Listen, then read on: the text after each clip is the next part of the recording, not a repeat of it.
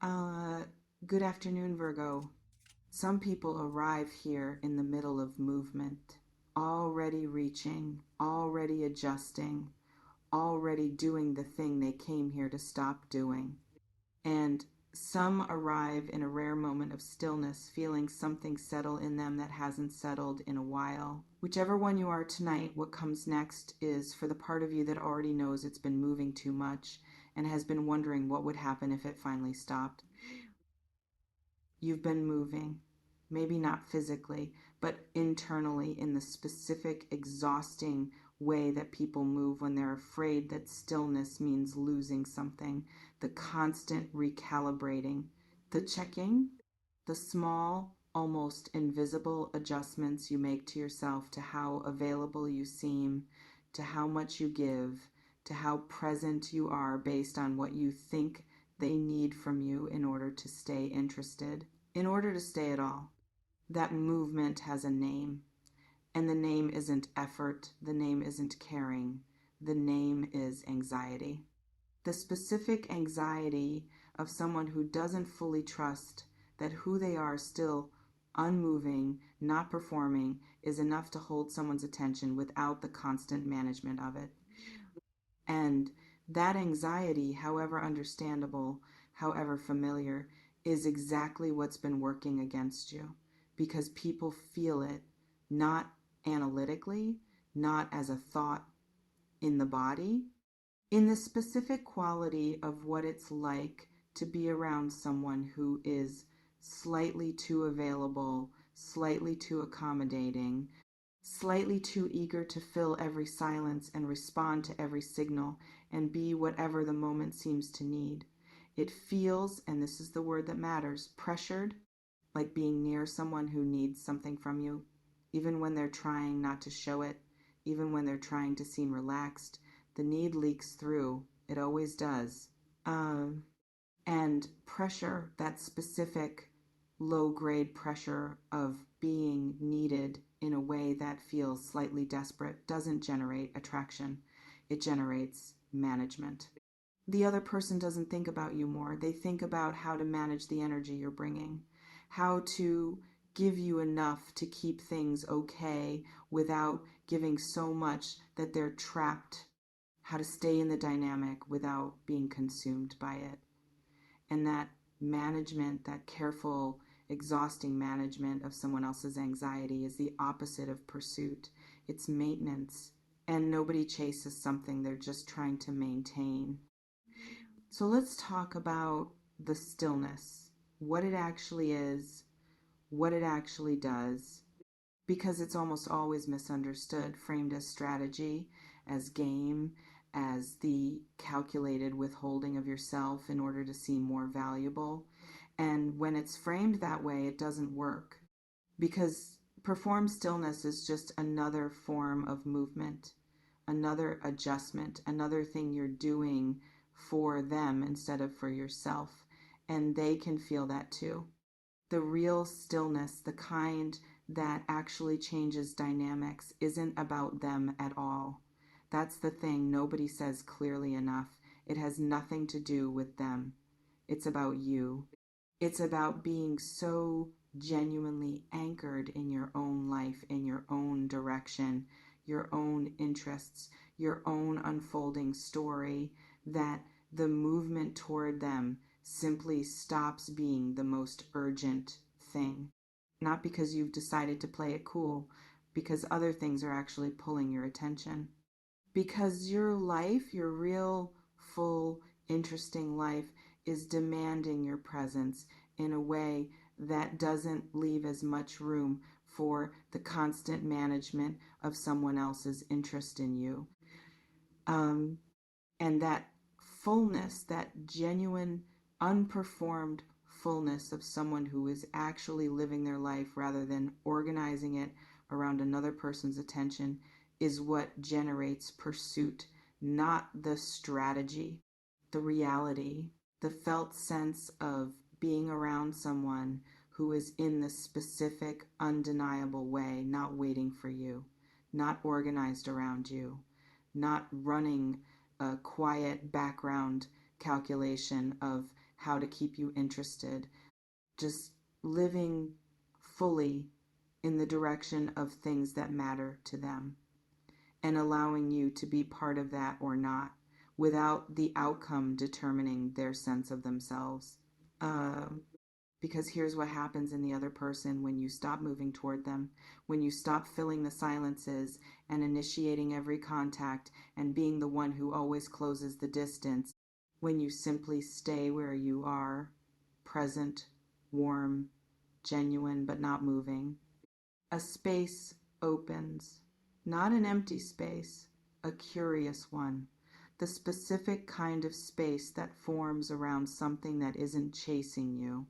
And curiosity, real curiosity, the kind that generates pursuit, almost always moves toward what isn't already in its hand, toward what requires some movement to reach, toward what has a quality of existing independently, of having a life, a gravity, a direction of its own that doesn't revolve around being noticed. You become interesting in a different way when you stop trying to be interesting. When the energy that was going into the management, into the calculation of how to seem, how to appear, how to calibrate yourself toward what you think they want, goes back into you, into what you're building, into what matters to you, into the actual texture of your days when nobody important is watching. That energy reclaimed, redirected, genuinely yours again shows in how you carry yourself, in the quality of your presence when you are around them, in the specific difference between someone who is there because they need something and someone who is there because they chose to be. One of those feels like relief to be near, the other feels like pressure. And you already know which is which. Now, here's the distinction that matters most. The one that separates the real version of this from the strategic version. Waiting is anxious. Waiting looks at the phone. Waiting counts the hours since last contact. Waiting measures the dynamic constantly for signs of progress or regression. Waiting is just movement that has been physically suppressed, all the internal motion still happening, still churning, just not yet expressed in action. Being is different. Being is what happens when the waiting stops, when the internal motion quiets, when the phone stops being the primary object of attention and the life, the actual, ongoing, independent life starts pulling focus back to itself. Being isn't suppressed movement. It's the genuine absence of the need to move because something else has become more present, more real, more demanding of your full attention. And the path from waiting to being isn't a decision exactly, it's a recognition. The recognition that every minute spent in the anxious management of someone else's interest in you is a minute taken from the building of something real. From the direction your life was moving before this person became the weather, from the version of yourself that existed full, interesting, genuinely alive before you started organizing around their attention. That version is still there. It didn't disappear. It just got quieter as the management got louder. And coming back to it genuinely, not as a strategy, is what changes the dynamic.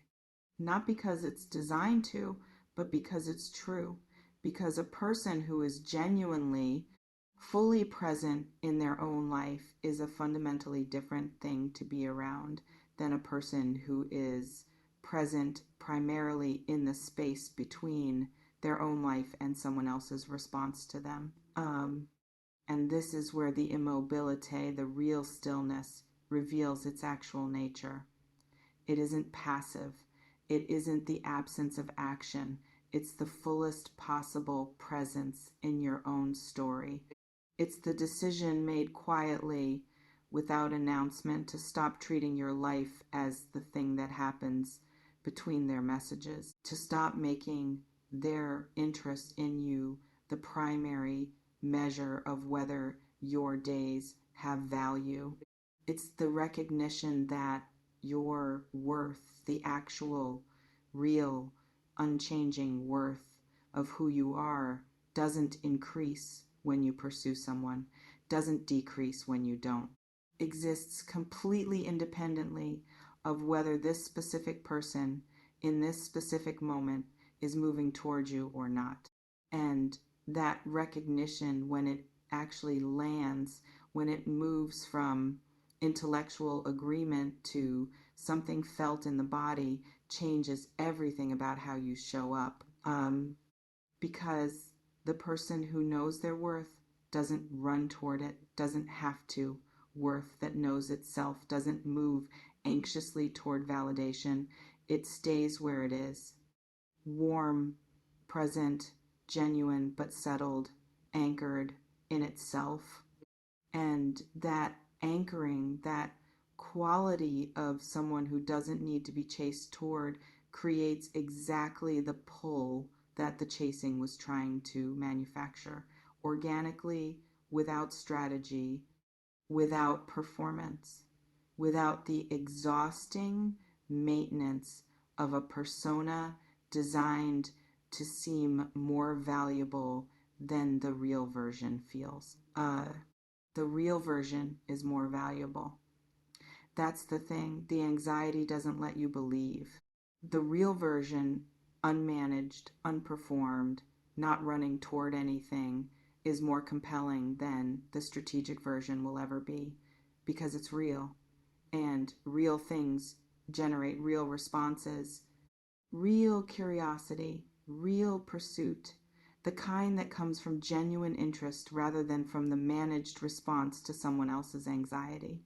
So, what does not moving actually look like in the specific practical reality of the situation you're in? It looks like the message you didn't send because you'd already sent the last one.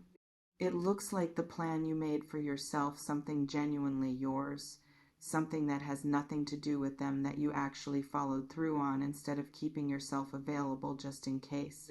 It looks like the silence you didn't fill, the question you didn't ask to keep the conversation going, the space you left not strategically, not to make a point, but because you were actually doing something else, something real, something that mattered to you, independent of whether they noticed. It looks like redirecting.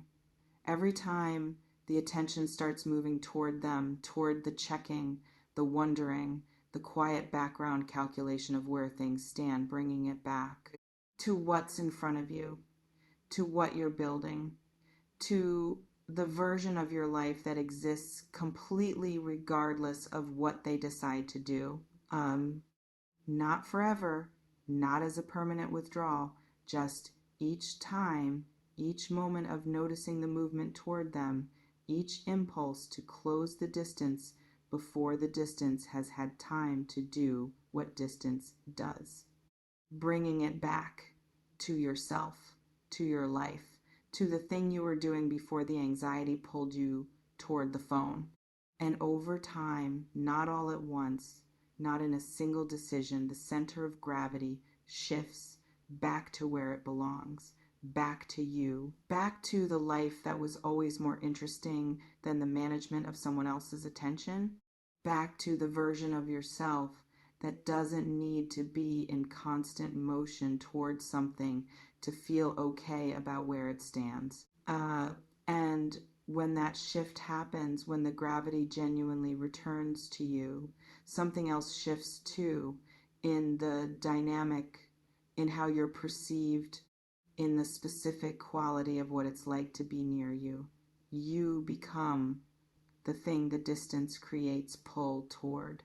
Not because you planned it, because it's true, because you actually stopped needing them to move toward you in order to feel okay.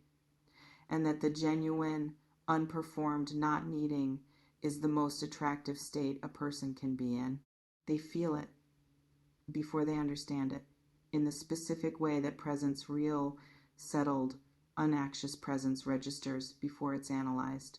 in the pull they feel towards someone who isn't pulling back, in the curiosity that rises naturally towards something that isn't organized around being found.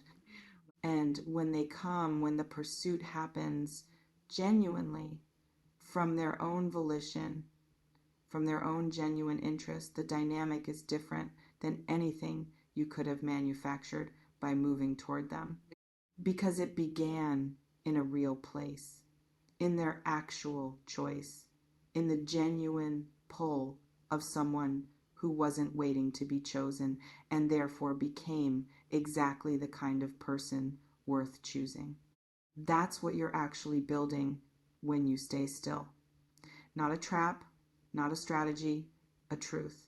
The truth that you are fully, completely, without performance, someone worth moving toward, someone whose life has direction and gravity and genuine interest, someone who doesn't need to run toward anyone because they already have somewhere to be.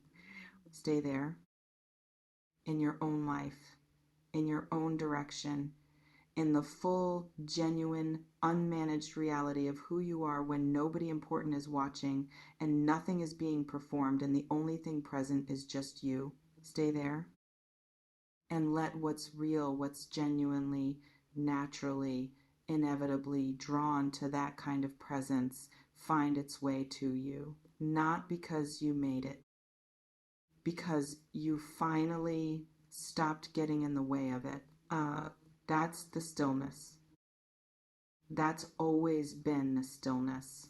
Not a game, not a strategy, just you fully here, finally,